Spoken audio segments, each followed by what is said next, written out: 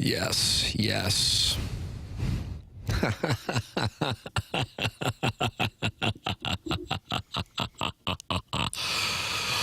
It's Balloon Party, 101 ESPN. My name is Timothy Michael McKernan. Jackson. What up? Back. Welcome back. Welcome back. This is the remix. Yeah. Welcome back. When I was walking in here, Welcome back. I was saying to myself, guess who's Jack? Jack again. Kind of went a higher pitch there from what it was Slim? done by Marshall Mathers. Yeah. Your thoughts on 8 Mile, 314-399-9646, Air Comfort Service text line. One thing is for sure, and that is that I really missed Tim yesterday, and I'm glad he's back. Glad you're feeling better, King. I don't know if I've ever looked at a message just prepared to like have my ass be ripped and then have it be like a pleasant sentiment. Yeah, that was nice. And I looked up and I saw my name, and yesterday I'm like, it'll be like Tim takes all the time in the world off, and he was, whatever. But because of those unfortunate allegations, I have literally. Do people want to see my spreadsheet? If you're watching on YouTube, go to YouTube right now, 101 ESPN channel. I'll give you 30 seconds. You'll never be the same after you see it. This isn't my health chart in which I track all my calories, my sleep, and what I ate, and do that going back to 2007. That was a moment when I saw that. Isn't that alarming? Yes. Like, did you already think I was really strange? The seeds have been planted. Yeah. And then what that was just straight water and mulch right on top, baby. So I talk about this health chart like everybody knows what I'm talking about because I'm insane. And I don't say that like to be self-deprecating. I mean it. Yeah. I have tracked my nights of sleep, my amount of REM sleep, my deep sleep, my weight, my calories burned through my friend The Whoop, not a sponsor. And what else? I feel like other things. We're going back into the aughts. So if Jackson wanted to know, and I know you do, what I ate on August 1st of 2014. Yeah, I know you can tell me. Not only like an idea of like, oh, I probably had that. No, you can tell me exactly what you had down to the side dish. That's correct. Yeah. And that kind of is eye-opening now because I'll see some pictures from like a decade ago. I was kind of skinny fat. Yeah. I've had moments of that. Yeah, I guess you did. Yep. But sure I didn't did. realize it. And I'm like, oh, now I see that I was like drinking Diet Coke but pouring grenadine in it. That's wild because Diet Coke, the point is like it's sugar-free. And then you take, I don't know if there's a more sugar concentrated substance in the world than grenadine. I mean, the fact that I did that. That's wild. So I'm like, yeah, that was the reason. So at least but that's what the health chart does. So if I'm doing that with my meals, imagine what I'm doing with the shows. Now, I got to make sure I'm not giving away any proprietary information in here if I hold this up. Right. And I'm honestly a little... Where does one get grenadine? Like at a liquor store? Yeah, like in the liquor aisle. Yeah, I can imagine. Yeah, what a scene. That's wild. When I'm a single, like, mid-30-something guy making himself some Roy Rogers. It's like, I'm trying to think, like, what are you guys going to do tonight? I don't know. I'm just going to sit back with my Roy Rogers at home. Yeah, that's like getting a salad and putting cheesecake on top of it. Anyway, I got to make sure... In a way, I might need to delete some. I'm covering up like the things that are proprietary. The bookmark tab. Can you see on my laptop? Pay no attention to the OnlyFans tabs. Yeah, right. Can you see on the laptop? Anyway. Yes, you can. Yeah, you can see it. I track because there were these allegations about like all this time taken off, mainly on TMA. Right. And I'm like, I don't think that's accurate because I ended last year and I had like 2 weeks of vacation. I think I had 17 days left. And I'm like, I can't be taking that much time. Right. So now I've tried to the day. Yesterday was my first sick day. Now, I always feel badly on 101 because that usually means the opening drive has to do another hour. Brutal. That sucks. Yeah. But then yesterday on TMA, Joey Vitale and Maddie Leopold, also known as Gluten-Free Perk on Twitter, major recommendations for following her. She's got to be close to 20,000 followers now. Yeah, for sure. We're filling in, but they had never worked together, and now Jackson's got to host the show and run the board and introduce people who've never worked together. And I'm like, I thought I had COVID. That was actually a core issue. Well, I knew I may have COVID, I should say. Knew going into the day that that was a unique lineup for us. And so when you text me that, I was like, there's no way he would be maybe feeling okay. I'm out having drinks. And I'm going to take the day off. I was like, if he is texting me this and he can't come in, that means he is in a bad way. So I felt bad. I was like, he's in a bad way.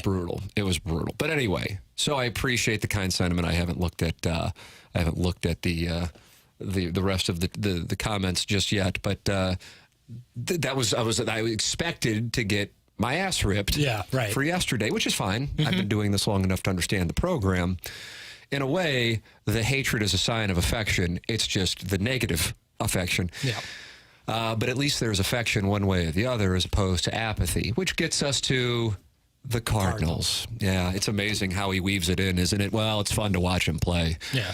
Jackson, the last 48 hours, from my standpoint, have been wonderful if you're a Cardinal fan. Absolutely. And I say that this is not results-oriented, that Tommy Pham had the grand slam last night, which we will get to. But I can't, for me, I loved the 2022 trade deadline for the Cardinals. Mm-hmm. I'm not saying people were against it in the moment. I guess what I recall, if I can take myself back 2 years, is some people didn't like that they traded Bader, if I kind of remember. Everybody in Quintana being as good as he wound up being, I don't think was expected. But the move I liked, I really was high on Jordan Montgomery. Right. And it surprised me because I had been high on him, and I didn't think he was even in play. Sure. I don't know if there were any players yesterday that moved that were high profile anyway, that you hadn't heard about possibly moving. Right. I was trying to think. Who's the... Eloy Jimenez for the White Sox was the one I was watching. But anybody on the White Sox. Was a free-for-all. Yeah, but the Crochet thing made it clear that was highly unlikely to happen once he said he wasn't going to pitch in October. Point being, Montgomery wasn't talked about, and I loved that the Cardinals, this is a good team. They just brought in 2 damn good starters. I like that. What I'm trying to put context in is this. The Cardinals have not made too many moves over the last 9-ish seasons that have gotten the kind of approval rating that I sense the Eric Fetty, Tommy Pham for Tommy Edman part of the 3-way trade deal with the Dodgers and White Sox received. Now, I was I was out yesterday, so I didn't see or hear the reaction on TMA or Balloon Party to know, but my sense is most people are very happy with the moves. Is that an accurate representation of your observations, Jackson Burkett? Yes, because I think you'd have to be a pretty big contrarian, because not only when you look at it just on the surface, you're like, wow, that looks pretty good. But then all the national people were giving Cardinals A's and A- for the move. And they were really questioning what the Dodgers and really questioning what the White Sox. I don't know about you, Tim, but I was waiting when the news came. I'm like, all right, the prospect's probably going to be Sajaci. I was like, they're probably going to lose Sajaci in this. And then I'll still be on board with it. When they lost basically nobody, Oliver Gonzalez, I think, is the one who as far as a prospect goes. Prospect-wise goes. Because I feel like Edman, I was like, okay, you offload some money too, in addition to it, not taking on much more. But I was waiting for a bigger prospect to go with it, and that never really came. I think part of it was, and the way that this got going, I think, is Mark DeRosa, former Cardinal, MLB Network. He'll appear on 101 ESPN here and there. And he said, the trade I could see happen is the Cardinals trading Jordan Walker to the White Sox for Eric Fetty. And Cardinal fans saw that and go, what in the world? Yeah. My opinion, I don't know on this. I think for the main anchors on MLB Network for things like that, I think an intern or producer comes up with them, and then DeRosa just reads something that, here's D-Rose idea, and in reality, he just walked off the 18th hole and, but maybe he really thought that the Cardinals would trade Jordan. If they would have traded Jordan Walker for Eric Fetty, I'd probably be screaming right now. So I want to make that clear. I like this move. The one thing I feel obligated to say, and it's certainly not to be contrarian, because I love the trade deadline for the Cardinals as far as that move goes, is are we just overlooking Tommy Edman? You know what I mean? I still don't really know what the White Sox were doing, because I feel like they could have gotten more for Fetty, but they would know better than I. At the same time, they made the deal about 24 hours before the 30 hours before the deadline. So they didn't necessarily squeeze until the end unless the Dodgers or Cardinals were like, well, if you don't do this, we're going to go this direction. And then they felt like they had to make the decision. And then, listen, I don't know what the prospects were. I don't know their caliber. But most of the reviews are, can't believe the White Sox only got what they got for what they did. Yeah. You know what I mean? Totally. Plenty of sellers are receiving praise. The Rays, who aren't really necessarily an all-out seller, the Marlins are receiving praise. The White Sox catching some hell. Not only are they in the midst of a 16-game winning streak and on pace for 121 losses this year, but people going, man, they could have gotten more for what they had. Yeah. Cardinals, meanwhile, because the main thing for me, because this year, whatever, my position, say it every day, crapshoot. Yep. They might get in, whatever. I don't know. And if you got him now, great, because that guy's been legit. I wouldn't have been high on Nestor Cortez. But you got him for next year.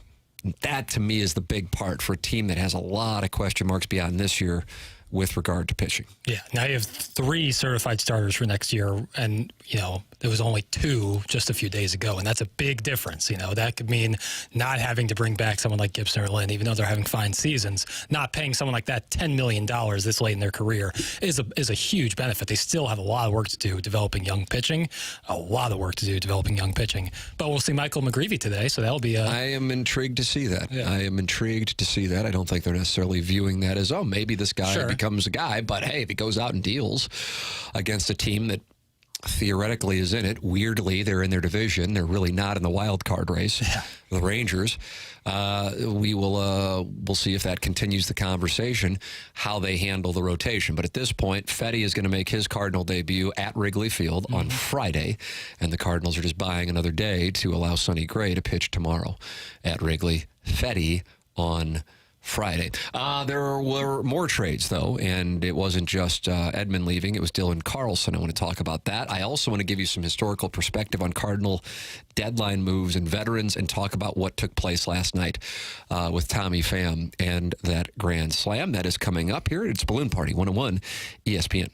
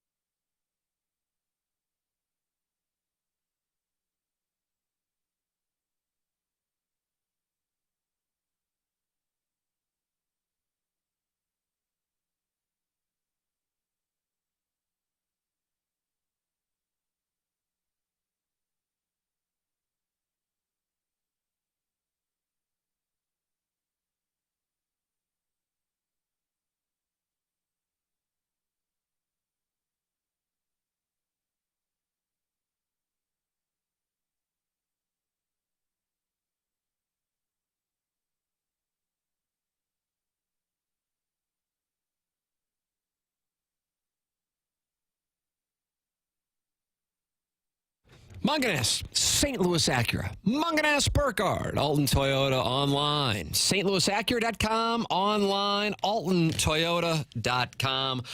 The presenting sponsor of Balloon Party, official automotive provider of TMA and the Tim McKernan Show podcast. Jackson and I going live, Jackson, 11:15, 11:30 with QFTA. Works for me. Yeah, YouTube.com/TMASTL. So we'll be doing that program here in about an hour.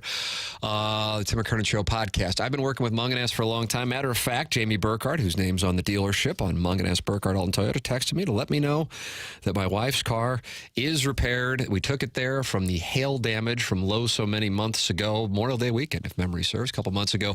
And of course, Munganess took care of it. They're the best. It's where we go. It's where we recommend you go. Go online at stlouisacura.com or altontoyota.com. Or if you would like to call or text directly to the people in charge, they give a number specific for our audience. That number is 314-252-0029. It's Munganess, St. Louis Acura, Munganess, Burkhardt, Alton Toyota.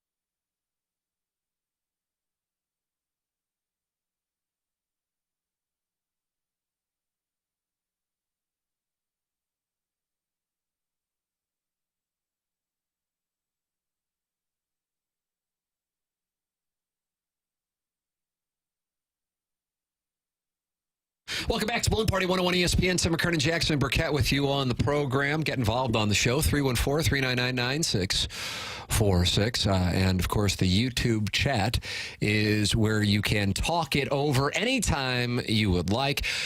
We talked about the Tommy Pham and Eric Fetty trade that sent Tommy Edman to the Dodgers. The Dylan Carlson situation strikes me as a much different conversation. Now, I want to make this clear. I'm not going the Cardinals has parted ways with the second coming. But I think nearly everyone listening to this program can remember that it was not long ago that Dylan Carlson had a similar kind of equity that Jordan Walker had about 16 months ago.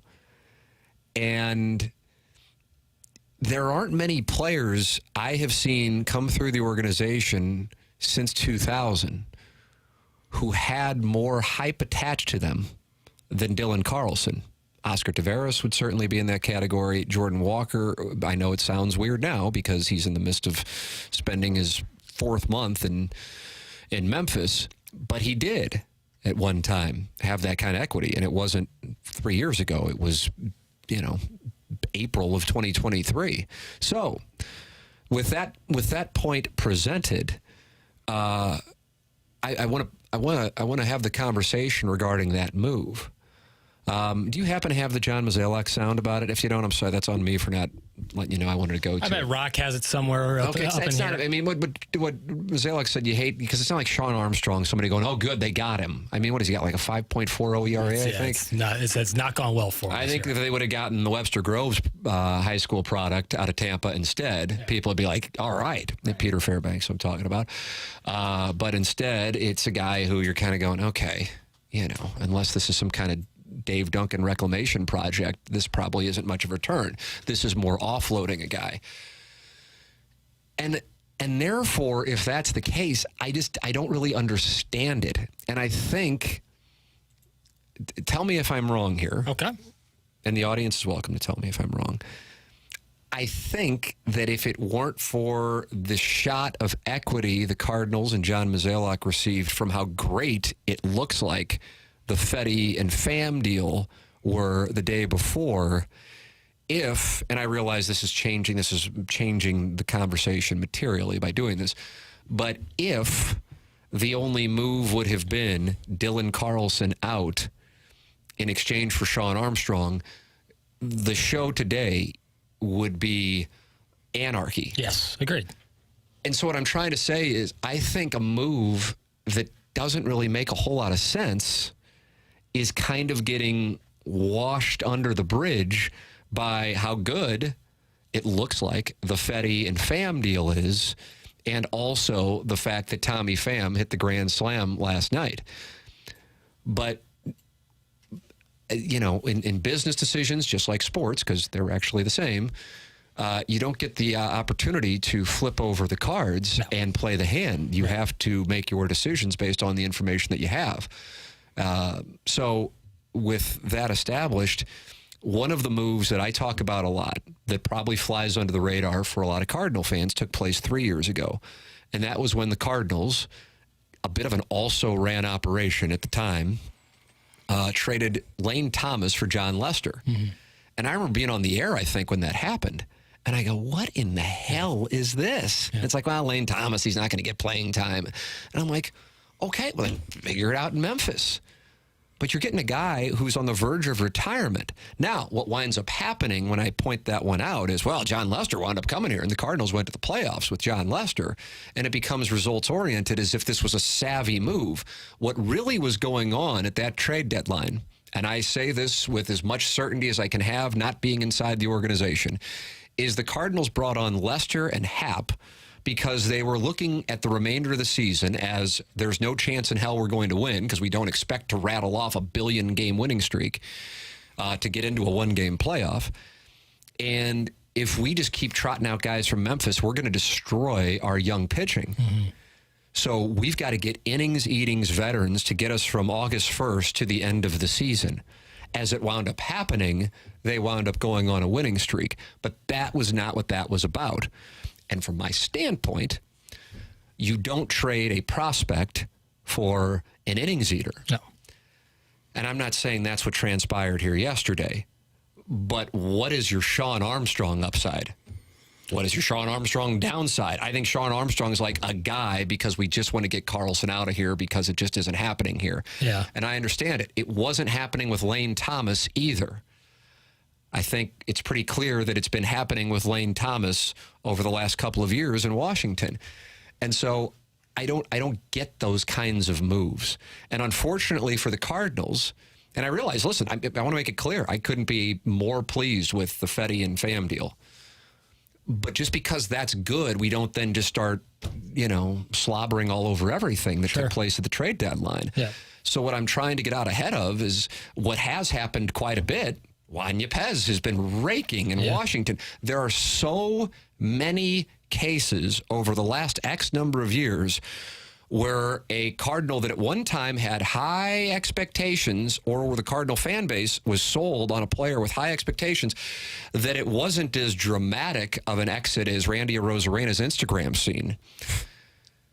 That they kind of just like snuck out the door, and you're like, oh yeah, it isn't happening for them. And then the next thing you know, they become whatever, whether it be all-star or, in the case of Lane Thomas, a starter for the Washington Nationals. And so if you're not going to be playing Carlson, I get it. But then I don't get on bailing on it for Armstrong. If they would have gotten Fairbanks, not that he went anywhere, or Floro, then I'm Different like, okay, story. they got some, this is just like a guy. Yeah. And keep in mind, and another element of revisionist history is, the Cardinals wouldn't trade Dylan Carlson for Juan Soto. That was not the deal. That was not the deal. Carlson may have been a part of the deal. Yeah, Mason Wynn. There was not okay, if you trade us Carlson, we'll trade you Soto. That was not the deal. So that kind of has become a little bit of a revisionist history. And then there's a quote attributed to John Mozeliak on, I think, an interview with Tom Ackerman, in which he was asked about trading Dylan Carlson. He says something along the lines of, you have to pry him from my cold, dead hands, or something like that. Right. Now, that was a number of years ago. And there's plenty of times where organizations make mistakes. It's the nature of the beast. The issue here, and why I'm calling attention to this, is this organization has made a lot of these mistakes with a player who they just kind of like, all right, we're done.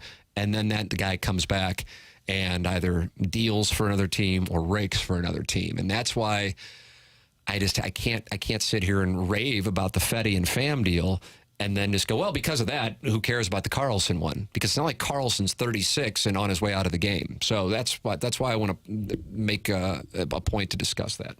Yeah, so on your question on like what is Armstrong's upside, I think in the best case scenario, if looking at, he was very good last year, he's not been good this year. But just from like a floor standpoint, even like just taking a little bit of pressure, getting a little more rest for high leverage guys, so you don't have to use some of your more high leverage guys in situations you don't need to, save them up for later in the season.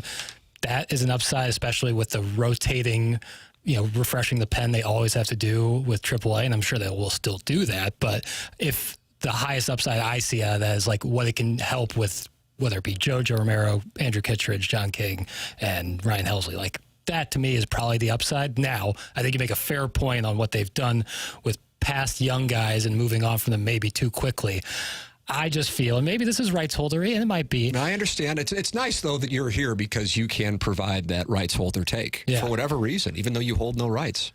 I think that in some cases, and probably many cases with the Cardinals over the past 5 to 8 years, they've given up on guys and they've flourished because of differences in development, differences in whatever it may be, a number of different factors. I just think sometimes it's a change of scenery can do so much for a player. Just a fresh start with a new fan base. What does change of scenery mean? Because it's not like he's going to be charged up by the magic that is that thing that they play in Tampa, St. Pete. But even, like, it depends on the player's makeup, but like even somewhere it's kind of isolation, like it is in Tampa, might be exactly what someone like him needs to free himself up, because he clearly has all the potential in the world. He was a high draft pick. We saw in 2020 and 2021 that he has a lot of game.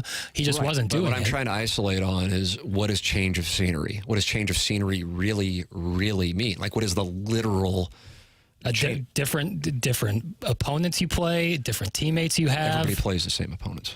Well, I'm saying if you play in the AL, you're going to play different teams more often than you would play in the NL. Okay. Well, I'm saying change of scenery actually means different developmental staff.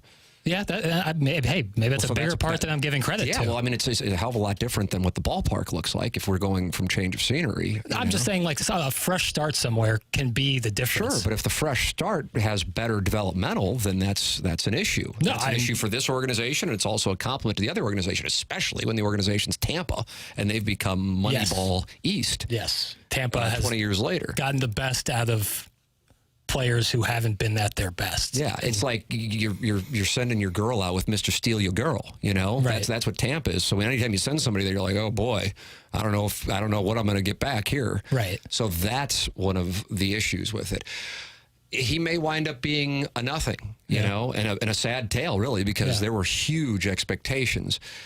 But I don't really get that one. I want to make it clear. I'm stunned by how good the Pham deal is. Mm-hmm. And if it winds up blowing up, I'll be the first one to go, I thought that was a great deal. Tommy Edman just became a god in Los Angeles.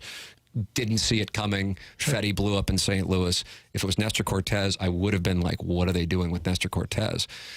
But Carlson, I just don't see it. But the trend yesterday for a lot of Cardinal fans, as I was sitting at home, was, well, when are they going to trade Carlson? People just wanted him traded. That's fine. People weren't like clamoring for Lane Thomas to be traded when that happened.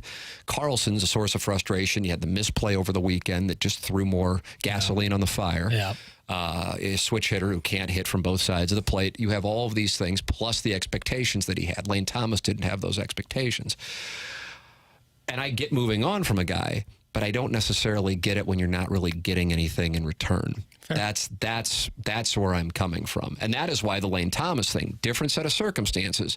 Just like, God, you're just getting an innings eater. This guy isn't falling apart. You know, it's always, well, there's no room for him. And then you look at the outfield and go, God, it's not like this is a ridiculous outfield out here. Mm-hmm. You know, this thing about log jams. So along those lines, I'm intrigued to see what winds up going with Dylan Carlson over the next year or so. Another case of change of scenery, using that term, will be what happens with Morel from the Cubs, who just went there. He homered last night in his first game with the Rays. And from my standpoint, I think that there's something more to the instructors and the developmental process of organizations than, you know. Yeah, I'm more leaning towards like the mental side of it, like just being totally freed up on a new team. Yeah, but I think that that might be a short-term hit. I think if you have an organization with a staff that knows how to maximize talent, as the Rays have shown that they do, is they've kind of become a quadruple A feeder team in the years that they're not in the mix. That speaks more to an organization who's got it right, because the Cardinals have absolutely picked up and drafted a number of talented young players. The issue for this fan base is the organization then trades them away only to see them flourish with other organizations. And Juan Yepez, I don't know how much attention it's gotten, because you'd have to be paying attention to the Washington Nationals in order to know it. Mm-hmm. He certainly had his moment here this past weekend, but he has been raking ever since getting called up by the Nationals. And I'm not saying because it's not like when Juan Yepez left, I'm like, what are they doing? Right. I'm just saying there have been a lot of these. Yeah. And I think right now, for the first time in a long time, the Cardinals have a great deal of equity, deservedly so, based on that specific trade of Fetty and Pham for Edman.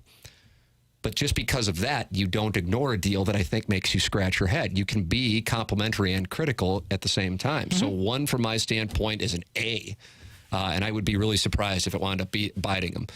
The Carlson one, though, I'm just going, I don't necessarily get that one. Your thoughts, 314-399-9646. Either way, last night at Busch Stadium, you had a magical moment, and I have some historical context for you on Cardinal trade deadline deals for veteran players.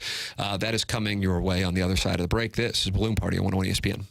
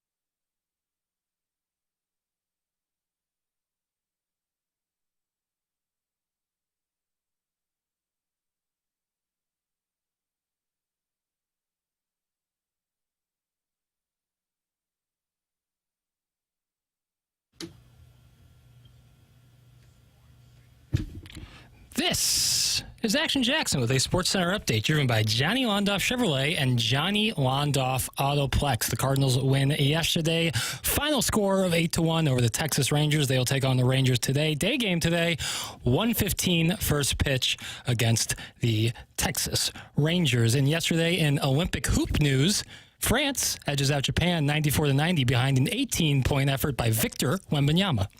That was another SportsCenter update driven by Johnny Londoff Chevrolet and Johnny Londoff Autoplex. See them at londoff.com. Chevy, together we drive. Are you kidding me?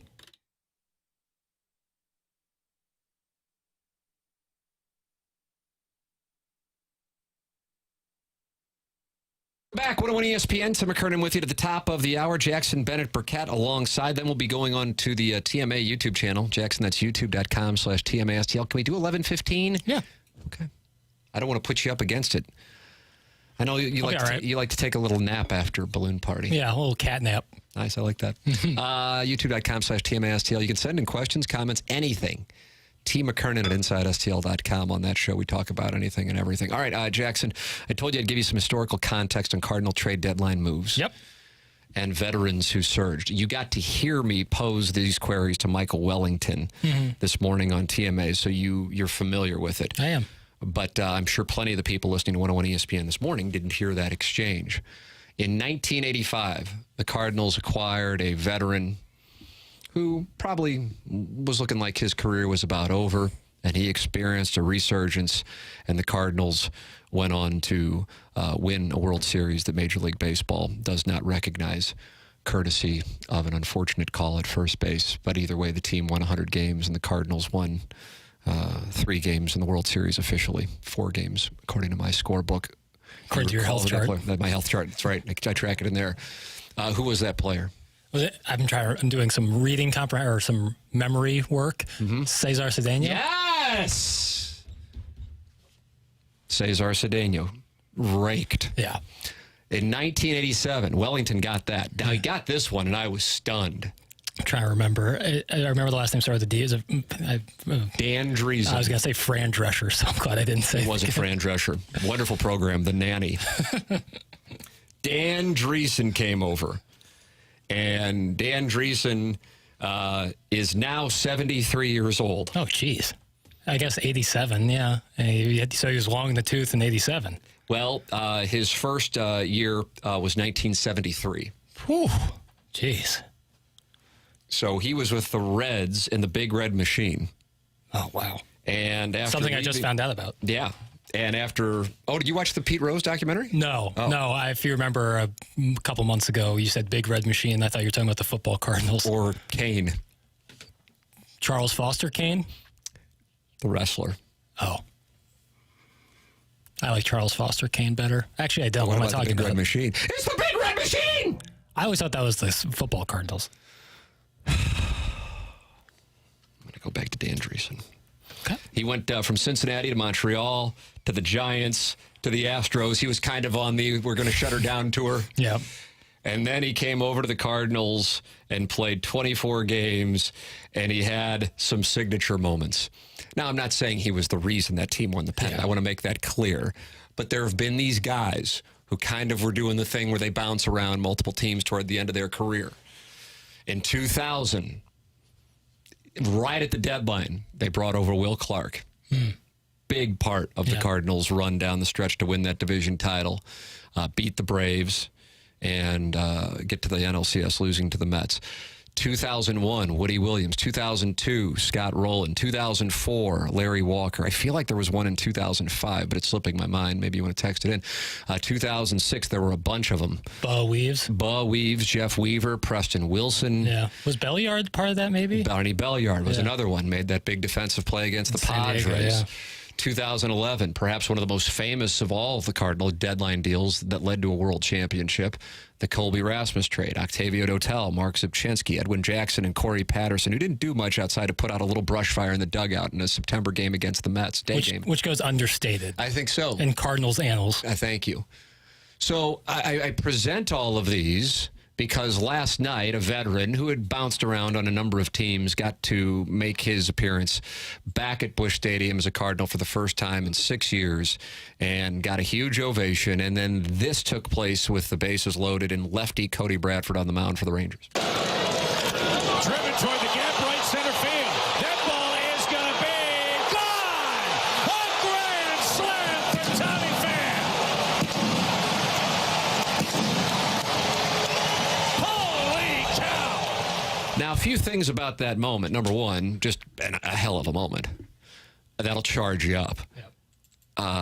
Lars Nootbaar looked like he was ready to combust. Same with Siani. Siani was like standing on top of the dugout. Yeah, I mean, that was you know, to me, there are a couple of scales. On one end of the scale, you have Troy Gloss, essentially, for his time in St. Louis. Jovial, right? And then stoic is the word I'll use since we're using euphemisms. That's right. Yeah, kind euphemisms at that. And then on the other side of the scale is Laird as he high steps out of the dugout on the Freeze home run. I like John Lackey stepping out of the dugout and MFing everybody in town. Those are our scales. Yeah. Lars Nootbaar was up close to the Gerald Laird. Yeah, he was Lairding high stepping. Yeah, but I mean that fired people up big time. By the way, number one, it was off a lefty, and that is why he was brought over. Right. He does have, I mean, there's a picture of all of us on TMA. I can't find it. You might have seen it because you were a TMA fan before you were working on the show. That pose of him and Nootbaar. He just crossed his arms. In the dugout last night after the home run. Yeah. He posed just like that with me, Doug, the cat, I think John Seymour, and the Plowhawk might have been there at spring training, and I can't find the picture. So if somebody can find it. Find the fan page. He's kind of doing like this Run DMC arms folded thing. Yeah. And I couldn't find the picture right when I saw it. I go, oh, that's what we got. We got a group of us with Pham, like, I don't know when it was, 8 or 9 years ago. Anyway, Jackson, super cool moment. Secondarily, the fact that it happened against a lefty. And then Ollie Marmol said, I know that's when I'm going to go to him. I'm going to pull Matt Carpenter. I'm going to bring him in. He comes through. That game was not closed out when he hit that thing. It's 4-1 at the time. But also a veteran with some fire and something to prove coming into the clubhouse outside of the baseball element. And then finally, just kind of as specific to that moment, off the bat, I didn't think that thing was going to go out. Not because I didn't think it was hit hard. I just thought it was like a Tiger Woods stinger with like a 4-iron. Yeah. It just was like a piss rocket traveling 5 feet off the ground. But it was hit so hard, it got out. And Pham said that too. He goes, I didn't know if it was going to be out. Yeah, and I don't know about you, but like opposite field power is always tougher for me to gauge in someone pulling it, unless it's like Aaron Judge. Some guys, Aaron Judge to me. Aaron Judge is that. Back when he was with the Cardinals, people may remember Edmonds going opposite field, like a higher trage. Yep. But this thing, and Pham said it after the game, outside of San Francisco's, I guess it's Oracle Park right now. Yes. Busch Stadium has one of the deepest right centers in the game. And so for that thing to carry like that, create that moment, that momentum, hey, if there is a streak in this team, that could be a moment that you point to, because it's a byproduct of the trade deadline, and it's also a former Cardinal who came back. Maybe there's going to be some romanticizing his exit. That wasn't a real pleasant situation at the end, and coming back and going, hey, I'm here. I'm 36 years old. My guy who I came up with starting this game, Lance Lynn, and all these teams have passed on me, all these teams that let me go, including the Cardinals. He wanted to come and play here at spring training this year, and they passed on him. I'm going to shove it up your backsides, and I'm going to go win a World Series in St. Louis. And if there's one guy who would be like, so you go from a team right now that, for the most part is relatively...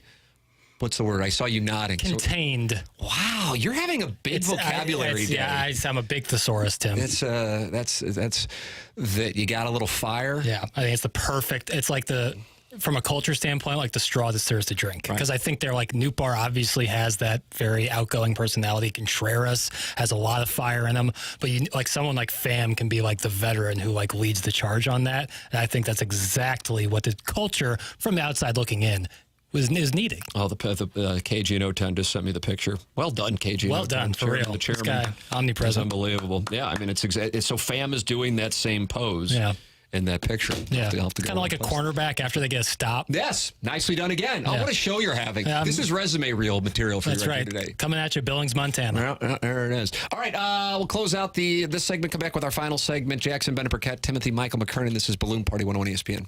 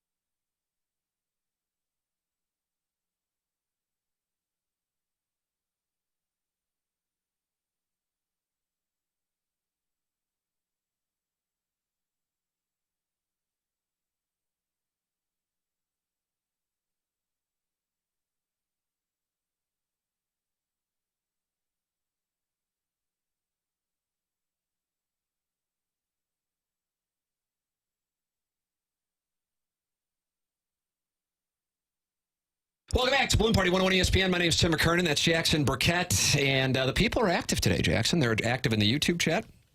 And they're active in the Air Comfort Service text line.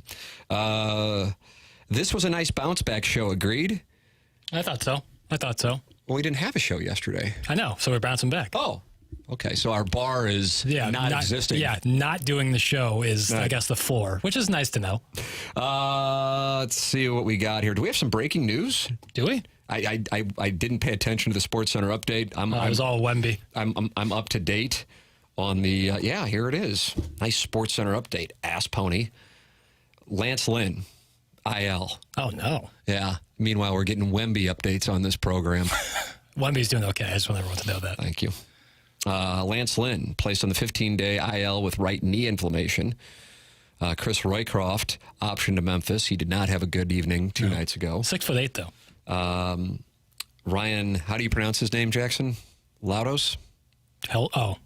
Called from Memphis. Yeah, I don't know how to pronounce his name. Yeah, I could tell you were about to fire something at the pot, and then you decided to pull the plug. Right as you reached for your chips, you decided, yeah. Well, I've got Jack 7. If 8, 9, 10 comes off, I hit, but what are the chances? Well, I was like, is he struggling to pronounce Fernandez? Like, I don't know. What Helsley?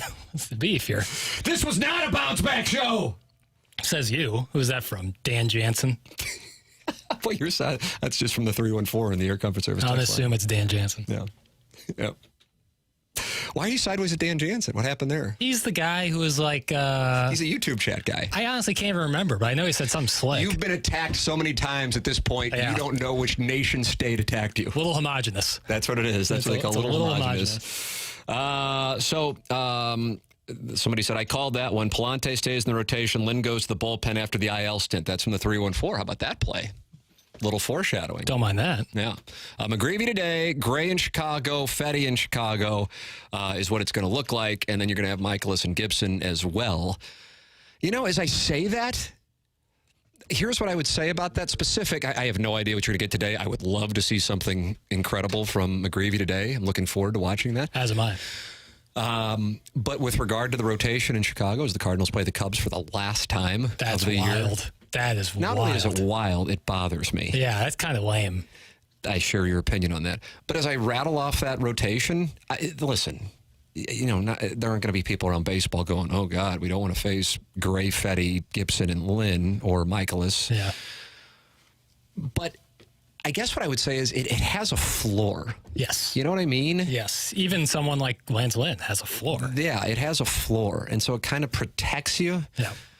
If that's an NLCS rotation, boys are going to have to hit. Yeah. But it has a floor. Yeah. And you got to hit anyways if you're going to win in the postseason. You got to hit eventually. You can't, For the most part, yes. I mean, the 2001 Diamondbacks didn't hit. But the 2000, for the most, there were games that they did. But they had the big year. But overall, they had Randy Johnson and Kurt Schilling. Yeah. I think we'd all agree that the Cardinals do not have that. Why the hate on Lynn? Besides one start, he's been our best starter stats-wise. That's from the 618. And then the next text, let's keep Lynn on the IL from the 314. Yeah, well, pick your side. You pro or anti-Lynn? It was two different texters. I don't know what this wasn't like an individual who was sending in. I don't know what stat you're looking at where Lance Lynn would be the best pitcher on the staff. I don't know. He doesn't lead quality starts. Hasn't really been particularly great. Sonny Gray's been bad over his last couple starts. I think it's 27th in the month of July in baseball. Yeah. Palante was the best pitcher in the month of July. You're a fantasy guy. Yeah, I lost the clubhouse months ago.